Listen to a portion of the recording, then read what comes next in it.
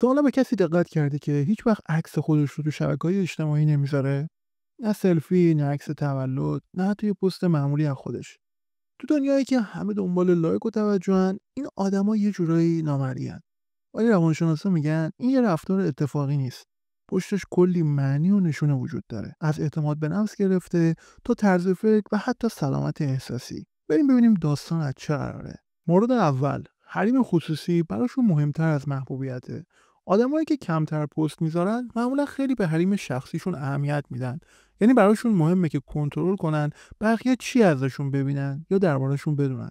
اینا ضد اجتماعی نیستن. فقط ذهنشونو از شلوغی بیرون محافظت میکنن. در حالی که خیلی‌ها دنبال تایید و لایکن، اینا دنبال تایید از درون خودشونن. نیازی ندارن زندگیشونو جار بزنن تا حالشون خوب باشه.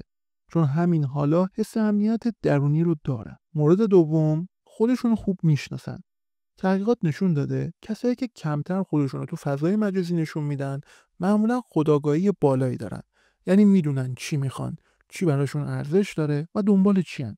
براشون مهم نیست بقیه چی فکر میکنن یا چه ترندی راه افتاده. اینا دنبال مقایسه نیستن، چون حال خوبشون رو از درون میگیرن، نه از تعداد بازدید و لایک. مورد سوم، از نظر احساسی متعادلن.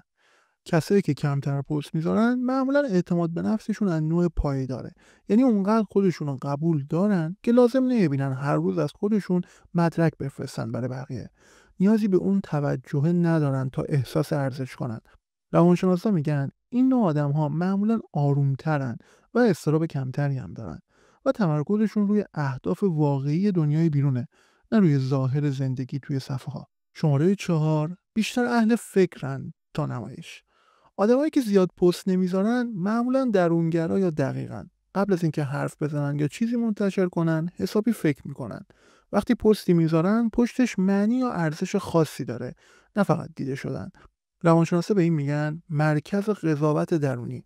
یعنی این آدما خودشونو با معیارهای خودشون میسنجن، نه با مقایسه با بقیه. براشون ارتباط واقعی و صادقانه خیلی با ارزش‌تر از تعامل سطحی و نمایشیه. مورد آخر، آرامش و استقلال براشون یه ارزشه.